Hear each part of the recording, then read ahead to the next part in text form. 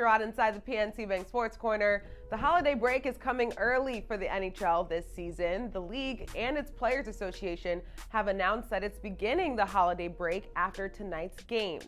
This is 2 days before its scheduled Christmas break due to league-wide COVID-19 outbreaks. The 4-day pause will go into effect Wednesday morning, with all club facilities closing during the break. Practices will restart on Sunday, December 26th, with COVID testing, and the regular season will resume on the 27th.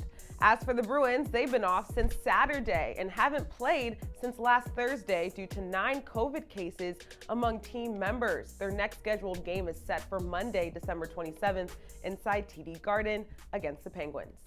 PNC Bank, helping to make banking easier.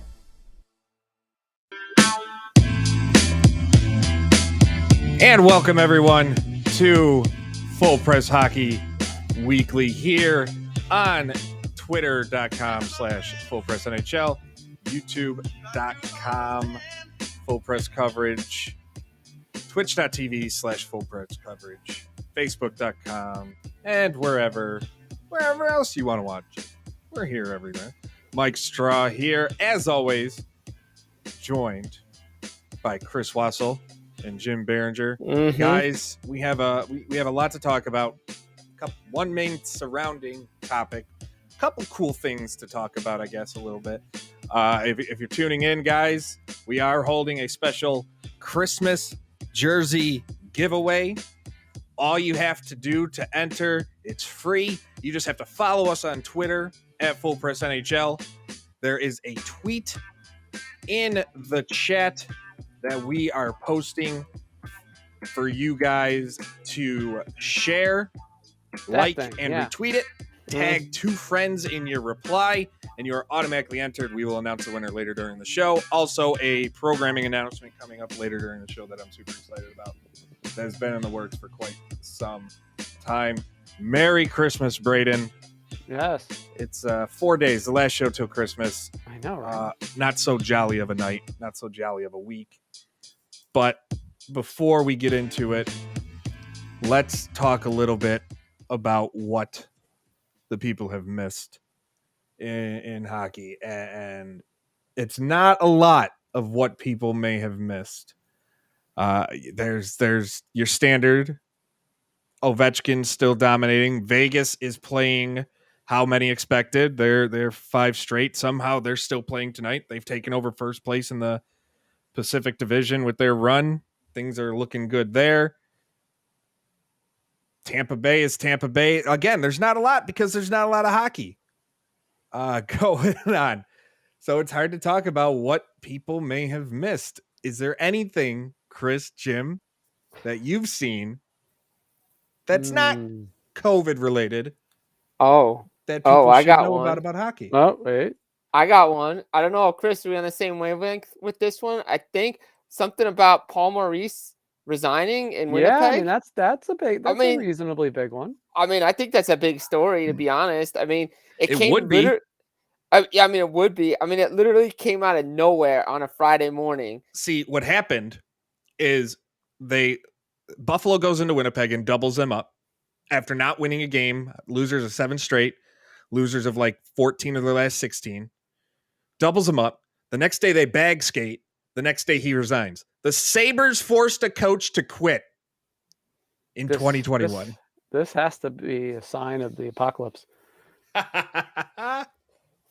Yo, apocalypse now. I mean, look, Paul Maurice handled everything with class, and you could clearly see, like, it was time. It was time. He knew it was time. He knew his voice in the room wasn't going to be heard anymore, I guess. And he just knew that the spark, the energy just wasn't there anymore. So, kudos to him for knowing when to step away. I know Jets fans were like clamoring for this guy, but this team hasn't been the same since the playoffs last year with that Scheifele hit.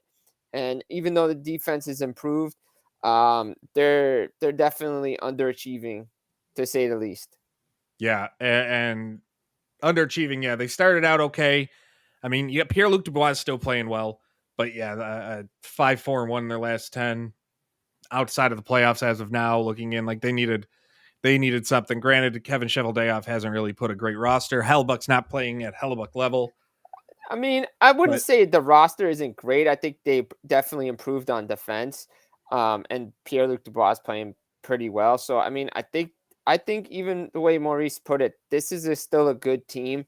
I think just a different voice is what's needed. And it comes down to, Chris, when obviously we have a lot of time until we get to a permanent hire.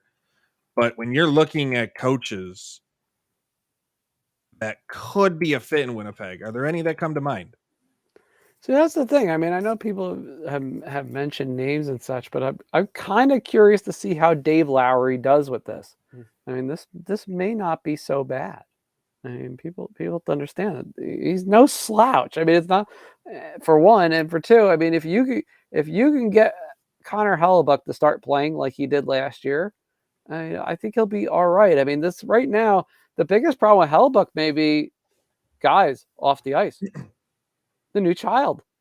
Yeah, that takes a lot. I mean, Yeah. it takes a lot. Look, I still remember Jonathan Quick saying it after his first child. He's like, he didn't sleep right for 6 months, and it was right during the hockey season. He had one of his worst seasons, like he said, that he could ever remember, going back to his midget days.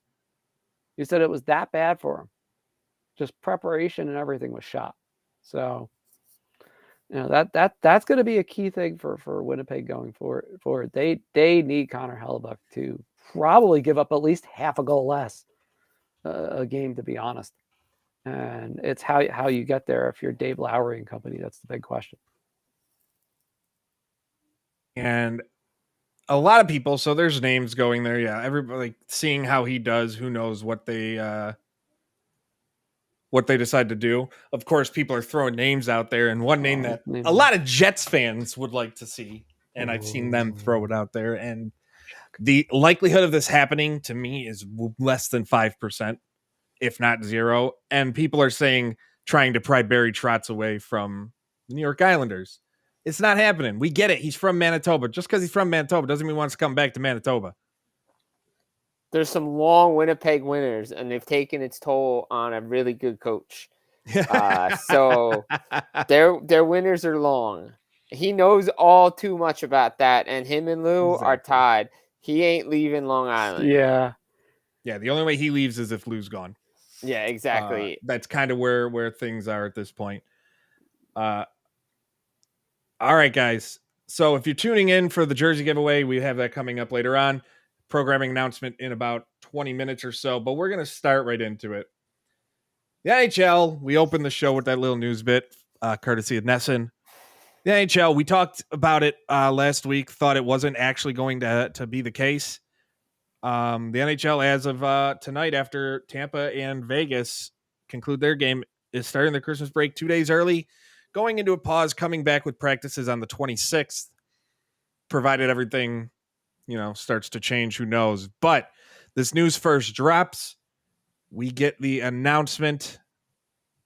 And we'll start with you, Jim. What was your first thought? Because it comes shortly after the resumption of daily testing due to the Omicron virus or variant. And then it just kept snowballing. More and more players, more and more teams. Yeah, I mean, my first reaction is like, I was a little shocked, to be honest, because I really didn't think they would pause the season.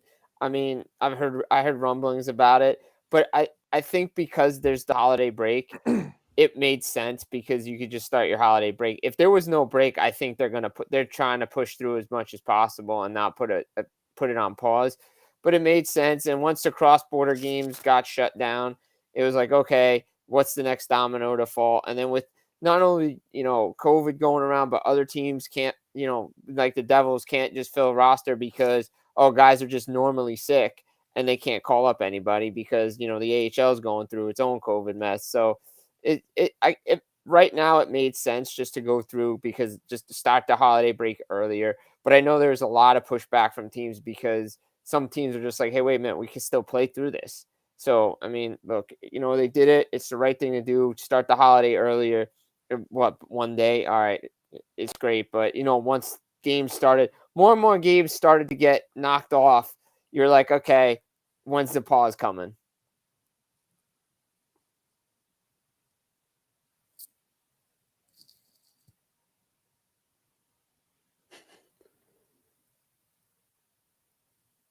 And this is the part where we let Mike know that he is on mute. And he is on mute. Yeah, I am on mute. My big old nose likes to hit things, apparently. You bunked it. So they announced this. No one seemed to be surprised despite everything going so quickly. And I was kind of surprised to not see a lot of negative reaction to this decision from within the league. It seemed like everyone was on board. Were you kind of surprised by it or not really? I mean, I think, like I said, I think there was some pushback from some teams who felt that, you could see like Steve Yzerman when he came out, Ryan O'Reilly. There were guys that came out and said, hey, look, I think we could just push through it. Why are, asymptomatic players or players showing no signs? Why can't we just play and this and that? But I think unilaterally, like I said, with the holiday break, it just made sense because you know what? All right. And the big concern with all the players was like, all right, well, we just don't want to travel across the border, get stuck someplace for the holidays. We want to be home. So it made sense with the holiday coming. Everybody's like, all right, yeah, it's Christmas. Okay. Everybody wants to be home with families. It's just the right call. And Chris, Yep. the point about, well, they're asymptomatic. Why can't we go out and play? I think we're hitting a point with this. It seems to me, and correct me if you think I'm wrong in thinking this. We're at a point where a lot of people are confusing asymptomatic with contagious. And just because you're asymptomatic doesn't mean you can't pass it in a game. And then it passes to someone else and someone else. And that's the biggest problem. Not the fact that people are showing symptoms. It's the fact that people have it. Right. The key in this is it's kind of twofold. First off, yeah, I mean, there was a lot of talk. Crosby, Stamkos, quite a few star players who coincidentally are from Canada, Canadian natives. Even Nathan McKinnon, who had kind of hinted like, well, hey, if we're asymptomatic, we could play. And that's not quite how this works. I mean, you have potency of virus, et cetera, what in all this, whatever. Transmissibility, though, is very much elevated. Yeah. So if they thought last year was bad when the Buffalo ventilation system failed and everybody got COVID within God knows what, imagine what would happen this year if anything failed cataclysmically. I mean, exactly. You'd have fans getting it, staff workers at arenas. I mean, this would be a snowball effect that the NHL would have a much more serious problem. So you have that. You have the like we've said already. You had the chance to just close down a few days early. Get your protocols, sort of back up the snuff because they do. You need a more efficient way of testing players so that if they're negative and they test negative at least twice within, I don't know what amount of time they'll use as a barometer, but I know the NFL used twice within a 12-hour period. And so far, God, knock on whatever wood surface you want to get your hands on, it has worked. That may be kind of the way to go for the NHL instead of just quarantining the living daylights out of everybody for at least a week to 2 weeks.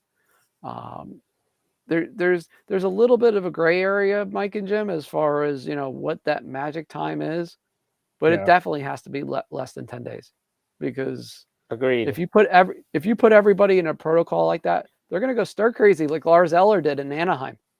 I mean, yeah, it's a weird situation because one thing you brought up is spreading to the fans and stuff like that. And we've seen Ontario cut in half. We've seen Quebec say no fans for now. A lot of teams, I mean, at the end of the day, there are some arenas, like I know a lot of arenas, but I know for a fact here in Buffalo, they require a vaccine to get in. Now, the way they check is really a damn joke because you just walk up, show, and then you walk by. They don't check anything to match. Like if you're showing your phone, okay, why would you show a vaccine card on your phone if it's not your phone? But but still, like, they're supposed to check and then check the ID along with it to make sure it's the same person, and they don't do that. It's quite a joke how they check the vaccine status around here. I don't know how they do it in other arenas that require it. But I can speak for Newark. The couple of times I've went, it's pretty much the same thing. Same when I went to the Islanders games. It's the same way. You just match your ID.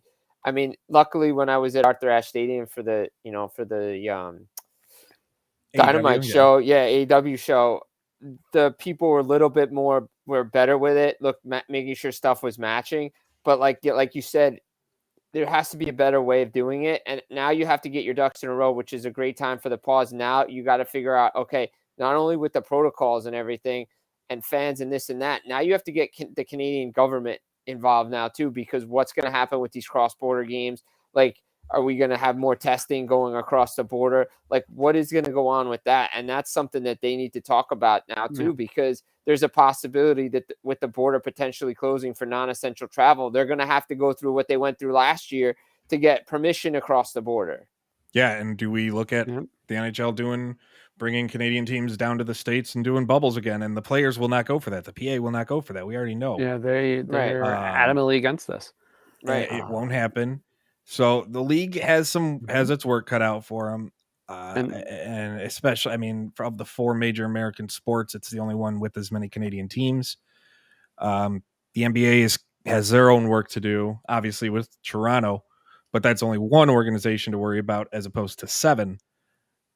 But this is a situation that it feels like each week we're just talking about it getting worse and worse and worse. And I don't want to turn this into a vaccine versus non-vax, because all the players except one are vaccinated. We know that. And boosted. And quite a few of them are. A lot of them are boosted. I know a lot of the Devils are. I know, and that's why it hasn't been as bad symptom-wise with a lot of players. Which is the big kicker. As it could be. And I know, like, we were talking before about this, like Nate Schmidt's come out and said, I don't understand why we got to pause for a couple of weeks and this and that. Guys are coming out of it within a couple of days. Like, we shouldn't, So again, that's where the pushback is, because guys are coming out of it so quickly. It's just like passing through their system. Right. But that's because you're boosted and vaxxed, which is what it was designed to do. Again, try not to cross that border of politics and vax, unvaxxed. But we're seeing a reason why stuff is coming, why the players can get back on the ice quicker than they did with Vancouver's situation last year. Exactly. It's a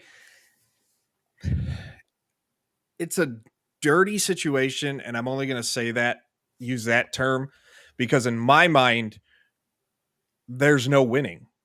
Like, it's just going to get messier. There's not like a magic shower they can go in and make this all better. They're going to have to navigate these waters for the rest of the season, and you're going to have to hit a point where either you have the games played and you deal with it and the players waive any rights or whatever like that, and you let players start opting out if they're nervous again, even vax or not, or you just shut down the season. Like, that's where it's getting at. I hope it doesn't get that far. I'm hoping by mid-January we start to see things taper once we know, because obviously still with the new variant, I'm not a doctor. I don't think all 3 of us are doctors, because I think if we were, we wouldn't be on this show, to be honest. We'd probably be out trying to figure out how to solve this problem and care for people. But a little bit. Maybe we hopefully have something on our hands that isn't as, I'm not going to say serious, but as deadly, as dangerous, as symptomatic as Delta, what that became. It's just, and hopefully it's something that, okay, it came, it went, okay, we're out of that, and now we're waiting for the next one, because it just seems like, all right, well, what's next? There's never this real light at the end of the tunnel, and I know I'm not the only one tired of it. I know I'm not the only one just like, come on, just give us a damn break. But that's where we're at right now, and it's just like, I don't. People always get weird when like we want to escape reality for a little while. Like, that's why I play games. That's why we watch sports. We want to escape reality despite them being real life people. It sucks when reality gets in our sports, and it has been for quite a long time. But as far as health, medical reality, the last couple years, and it's exhausting. I'm exhausted. Like, this is what, our 4th show in a row where we've talked about COVID. We've had one show over the last 2 months, I think, where we didn't have to mention it. Something like that, yeah. I mean, it's crazy because we all sound like the players that are lucky enough to like come out and have their feelings. Because I think during this pause, another thing they're going to have to work on is figuring out next time, like what happens next time. Like as one player put it, he's like, "Are we going to do this every time there's a new variant? Like, we have to eventually play. Like, it's going to get to that point."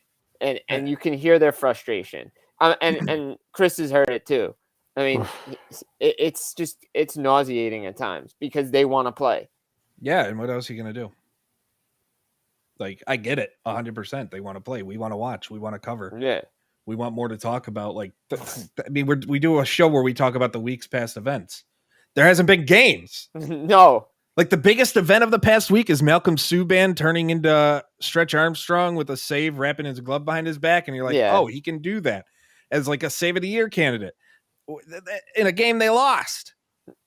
I mean, it was a hell of a save, though. Oh, 100%. And I'm like, it was a hell of a save. I haven't seen something like that since Dominic Hasek. Not saying Subban and Hasek are the same, obviously not. But that's Dominic Hasek-like. But it's one of those, like, I want to talk more about that type of stuff. I want to be like, I want to sit here and just show like the top 5 highlights we had. You want to talk about the game on the ice? Oh, that would be nice. The on ice product thing. The on ice product. Oh, okay. But no, not allowed. Because damn Divik. I call it Divik instead of COVID from now on. Divik. But it's a weird place we're at, and we have more COVID news to talk about. But first, we are going to. This is actually something I'm excited to announce. As far as my continuation with full press coverage, as of the first Friday in January, I've been talking to our boss Ian, and we'll be launching a second full press hockey show each week, Fridays at 3 p.m. Eastern. That I will be hosting, and I can't wait to talk about more. I'm excited. Gonna have everyone involved. Gonna have just a lot. I'm gonna try and mix it up to what we do, where I don't sound like a full idiot, but pretty excited about that. January 7th, 3 p.m. It'll be going. I have no idea of the show title. I have none of that yet because Friday Night Lights. There you go. I just gave you the title. There you go. Yeah, in the afternoon. Mid-afternoon by the Friday Night Lights. I mean, in Buffalo, it's almost. I mean, in the winter, and especially it is almost nighttime at 3:00 these days. Yeah, we're about an hour from darkness at this time here for us in the Northeast. So but that's. I'm excited for that. It'll be nice. I get this holiday break, and then on the 7th, coming in with more fun, more hockey. Hopefully by then we have more hockey. Well, you will have hockey. It's called the World Juniors. Yeah, I got that. I got the NWHL that I get to watch. I mean, who knows what's going to happen with that? Luckily, they only play on the weekends, or they have their couple games a week, and they do pretty well with that. So at least I get my hockey fix with that, which is really nice. College hockey's around too. College hockey, yeah. I mean, I'm only watching. They've been able to keep college hockey pretty good as far so far as COVID. I've basically been focusing on Michigan because of Portillo and Power. Like those are Portillo is hopefully goalie prospect of the future. And it Power kills is me because Power. I mean, obviously Luke Hughes, plays for Michigan, and I'm a Notre Dame guy. Jim knows this well. From, big time. Other sports, and it's just like freaking schmuck is, Yeah. What? The bosses jumped in like the hammer has been dropped. He's reading it now. Yeah, he is. It must be Patriot Bills week because, Sunday. I think at some point this week I might just have to hijack his show.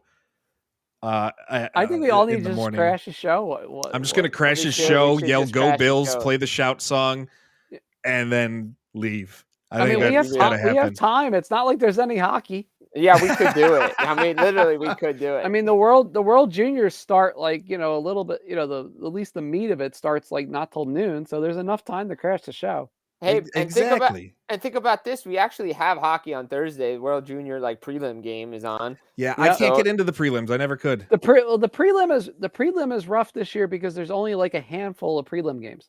It's only like one per team, one per team. So because of the rules and stuff, but at least it's something.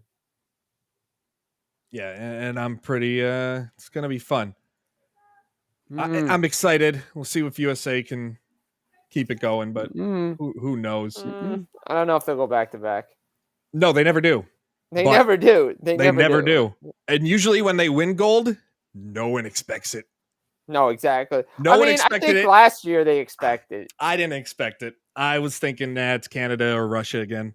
I was not expecting US to win gold, and it's another one of those years where it was beautiful. It was beautiful. Yeah, especially the problem is though, like at least lately, every time the U.S. has managed to like pull off one of these kind of not improbable, but wins that you don't expect, the following year doesn't go so well. Yeah, they either don't even make it past round robin or they're quarterfinal and out. Yeah, or they win a bronze. No one cares about that crap either. Well, that's what I'm saying, but they win a bronze. So I'd rather win a bronze than a silver, to be honest. Well, yeah, because you win the bronze and you lose the silver. Exactly. Yeah. But I mean, the thing is too, it's like, because we started going through some of the odds here. Me, Russ Cohen, a few other the junior scouting guys, and the U.S. At least up in Canada the odds were as long as 10 or 11 to 1. I mean, that's outrageous. I mean, you think about it, a former champion, year before. And Canada, by the way, was like 3 to 2 odds. They're the odds-on favorite to win it. I mean, but it was more of the point of not only were they the favorite, they were the absolute preemptive primo, like there are no other teams. That's it. I mean, the U.S. in some places, the U.S. wasn't even third or fourth. Right. I mean, there's disrespect, and then there's real disrespect. Yeah. I mean, Bodog was pretty. I mean, Bodog, Betway's Canadian branch. I mean, I could go through at least 3 or 4 of them that had 10 to 1 or worse odds for Team USA. Now, if you went over to say Vegas Insider and you looked at some of the more, US centric odds, US was like 4 to 1. I'd take those 10 to 1 odds though in a heartbeat. Oh, Oh, absolutely. And I'm not even a betting man. I got on the phone with a couple Canadian friends. I'm like, hey, can you put a few of those Canadian dollars on like Team USA? Yeah, throw some loonies and toonies down for me, Bubba. You almost have to at that point. You have to take a shot at it. I mean, look, at 10 to 1, absolutely. Because they weren't 10 to 1 last year. They were about 5 or 6 to 1. Yeah, exactly. I think they were right behind Canada last year. Yeah, because nobody knew how Canada's goaltending would be. And the irony last year, it wasn't Canada's goaltending that failed them. It was their offense. Yeah, which is shocking. They just could not get anything going against Team USA in the final. Yeah, but that USA team last year was so hungry because of the heartbreak that they felt the last couple of years before that. It's true. Because they should have won against Finland the one year in Vancouver. Oh, that was like the year that they should have really won it. But then you had all those guys come back, and then like I think it was like the 5th place finish the year before or something. And they're like, all right, now we just got to do our thing. And that was the year they just stunk it up, and then they came back and were like, we're motivated to go win this thing. So speaking of motivation, one thing that no one's motivated to do right now is prepare for the Olympics in Beijing in February in China. And we know of one group that isn't going. We've talked about it ad nauseum again every single week. The NHL is not. The NHL and NHLPA have agreed to withdraw from the Beijing Olympics. in a move that surprises absolutely no one. Nobody. And Nobody. in a move, we haven't had a formal announcement yet, but it's expected to come within the next day. They will now use that break to likely reschedule some games. They're still planning on the All-Star game, which we'll see what happens with that. That was the next one to go. Yep. I think they give till the middle of January to decide on that, but we could talk about that at another time. Yeah. The Olympics, they have a long break in February, obviously. And now it's a perfect time to have that Olympic break in there because now you can make up these games without extending the regular season for a lot of teams and doing last year where you have playing teams closing out regular season games in order to figure out draft standings when the playoffs are going on. Oops. So Vancouver, Ottawa, anybody? Yeah. Well, come on. Remember we even had like the first round in one conference and the second round starting in the other one. That was so ridiculous. Yeah, it's hopefully we don't have that again. But No. the NHL out of Beijing, smart move, right? See, very smart. Oh, thank you. Very, very smart. I mean, we talked about it here. I mean, Every week. every week. We could do a video compilation of everything. I mean, go Probably back could. to when the first time they announced this thing. We all agreed they weren't going to go. I always said I'll see it when I believe it. I knew in my heart that, and I knew that they just weren't going because even when they made the announcement, some players were had reservations about going over there. They, just with China and all that stuff, but it just didn't make sense. Not this year, coming off of a bubble 2 seasons ago and then the shortened season. It just didn't make sense. Why go dark then? But the thing is going to be interesting to see how they fit these games in, because if you go look at like events for certain arenas, like in our area, those 2 weeks are those 3 weeks are actually They're pretty jammed. booked up. They're jam packed with stuff. It's going to be interesting to see. Maybe they figure out a way, as much as they don't want to do it, maybe like go to neutral sites or something to get these games in, like a Kansas City or Vegas and Seattle, just like a mini bubble it for just like those weeks just to get the games in.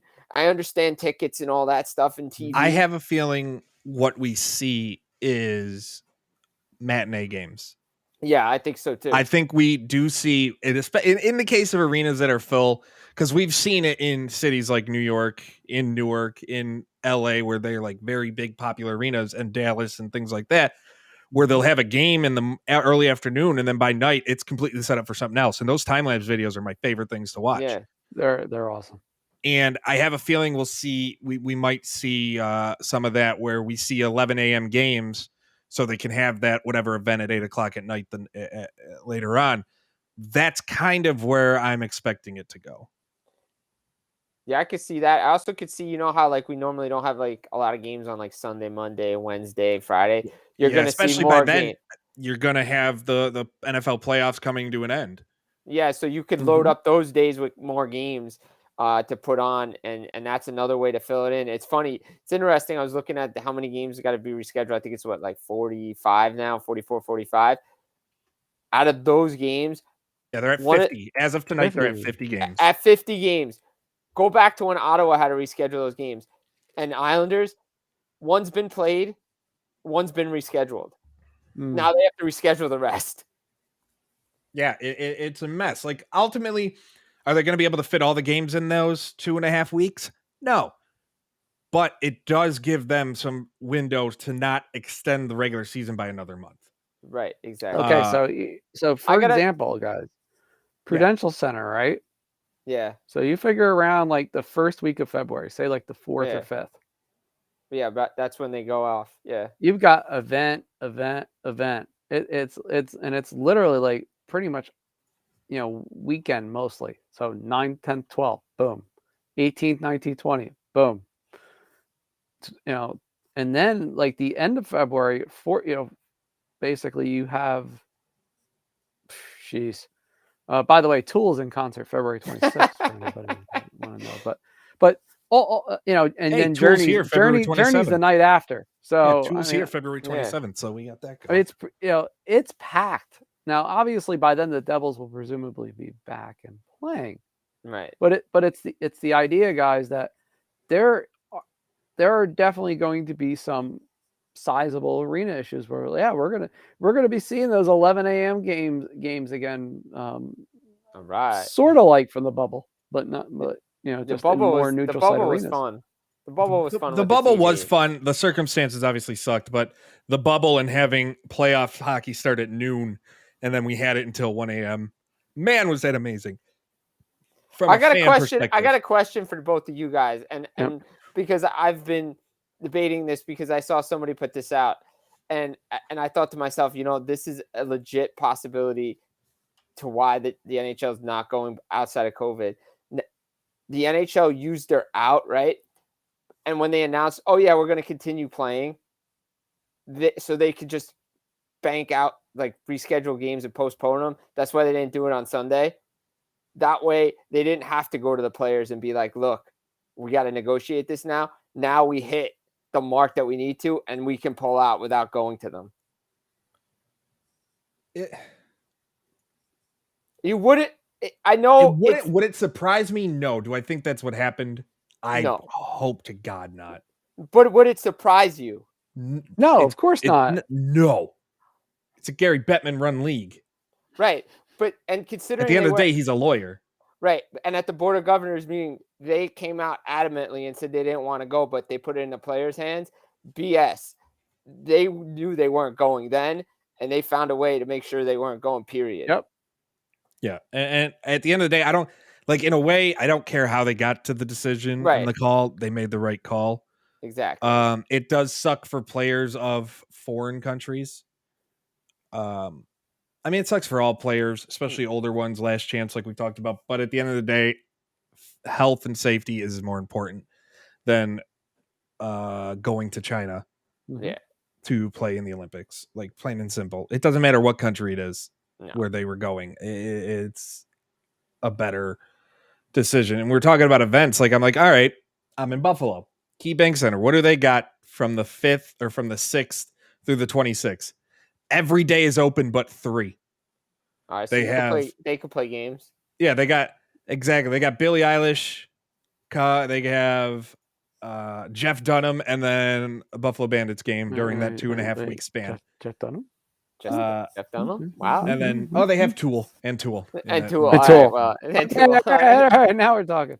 Which I mean, I'm going. So. I mean, but if you look at MSG, they got they're booked with Elton John, Billy. Well, yeah, Joel. I mean, look at the venue in the city. Yeah. So yeah, you're gonna have to figure it out. Here's a question: do they look at, if they got to, especially in the tri-state area, right?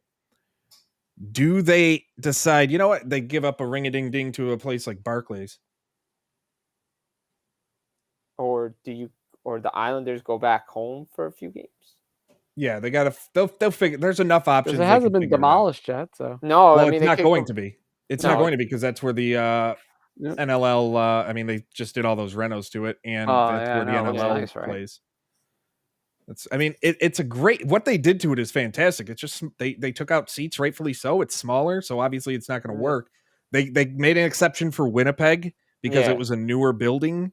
And it's been comparatively so, and it was in existence for a while for the Manitoba Moose. So exactly, and so that's why I think maybe Kansas City could be an option to play some games if the Blues have their building booked. Maybe get some games in there. You could play it in a neutral site like that. I mean, this is where you're going to have to start looking at some different venues if a lot of places are booked up.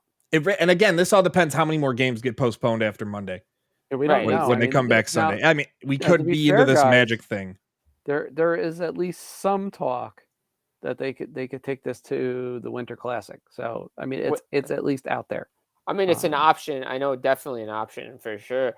They could do it. The big key is going to be everything like we said before with the cross border. I mean, the Devils play Edmonton New Year's Eve. Is that game going to happen at 1:00 right now? I wouldn't think so. Yeah, it's hard to think it will. Yeah, it's hard to think it will because they're suspending all cross-border play for right now through they get back. But I mean, they got to figure out teams coming in and out. So there's a lot they got to figure out. I mean, they have marquee events. They got the Heritage Classic with Buffalo and Toronto in March, though that's Hamilton. A while off. So they got in Hamilton, and it's outdoors. So Yeah, they have a lot, but it's still the cross-border travel. Yeah. And they sold a lot of tickets, I know, to stateside fans. So they have a lot to figure out. It's a very weird situation. Obviously, COVID is just continuing to wreak havoc. It sucks. There's not much else to talk about. So we're not going to talk about it right now. Instead, we're going to get to the jersey giveaway, guys. If you were on Twitter, we posted it yesterday, all over social media, and we have a winner. If you're not on the show watching live, why not? But we will post it on Twitter. And that winner, hold on. It was drawn and Ian sent it to me. Hunter Welcher has won. He's a Preds fan, so I'm assuming he's going to be getting himself a night. I hope you're not getting a Smashville jersey, because that would be the biggest disappointment ever. Yep. But Hunter Welcher, the winner of the NHL jersey Christmas giveaway, courtesy of Full Press NHL, guys. Congratulations! It's some good news to end the show on this week. It's not a long show, but I know you guys are too. I'm sick of talking about it, man. Right, exactly. Congratulations, it's hard. Hunter. If you, we will reach out to you on social media, and we will get you in touch with who you need to talk to about your jersey. Forsberg. Yeah. Nah, he's gonna go for a classic. He might. He's gonna go for a Mike Dunham. Yo, Mike Dunham. Whoa. Actually, it'd be cool to get a Paul Kariya, old Paul Kariya. That would be cool because I mean Kariya. He was still pretty. He wasn't the same as Anaheim, but he was still pretty solid during his time in Nashville. There's a reason they become one of the most popular teams to play with back in NHL 06 online is because of Paul Kariya. Paul Kariya. That he was dominant. No, Paul Kariya had that backhand move that you couldn't stop in that game. Yeah. Yo, great game. Still one of my favorites. That's what we should just do. If we're still in this situation next week, we're gonna talk hockey video games. Yo, NHL 94, let's go. See, we need to talk about it because that's not even the best hockey video game. It's one of my favorites. It's one of my favorites. It's one of the best. It ain't the best. Ooh. I think it gets the best because of nostalgia. And you know what? That's where we're going to leave it. All We're right. going to come back next week. And depending on what happens, cliffhanger, we're going to we're going to bring up some hockey video games. You know, it's the middle of the holidays. We might as well. We'll talk about the news. And we're still, no matter what happens, we're going to talk about some hockey video games. Let's go. Next week. Yep. So you can follow us at Full Press NHL on Twitter. You can follow Chris at Chris Wassel DFS. You can follow Jim at Jim Biringer. Guys, do you have anything upcoming that you want the people to know about? Jim,